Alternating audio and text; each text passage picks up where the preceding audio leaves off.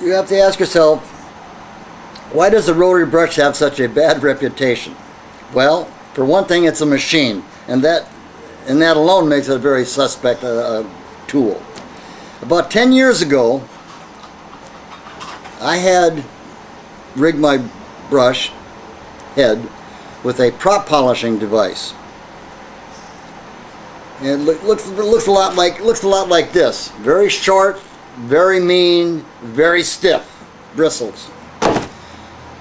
And one of my divers was cleaning a boat, and he used that brush, the prop polishing brush, on areas of a hull of one of my customers' boats. Well, that boat was hauled out at Nielsen Beaumont Boatyard, and the owner of the Nielsen Boatyard was very alarmed, justifiably so, when he saw these swirls and 4-inch circles in the bottom paint. And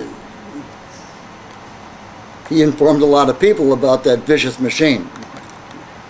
However, and he was right, the paint was damaged. Our only disagreement between myself, my company, and the yard was that the paint was 1 year old, and yes, it had some scratches, but it was very manageable for another year, and to serve the customer better, the boat did not need to be repainted, but the yard manager did repaint it.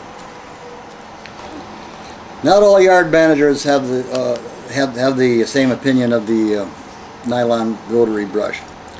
Here I'm going to show a quote from Wayne Morrison, yard manager for Shelter Island Boatyard. He's a man with 30 years of experience, and he's seen lots and lots of boats. And here's his quote. I asked him, could I, because he had said this in a conversation. I said, Wayne, can I quote you to saying that? And he said, yes, you can. And what the quote is, I paint boats that come into this yard that have received monthly cleaning from a diving service that uses a power nylon brush. I find that these boats have less paint missing and less bare spots after 3 years than boats that have not been cleaned with a nylon brush have in just 2 years. So, for the above stated reasons, the port should not restrict the use of the nylon brush.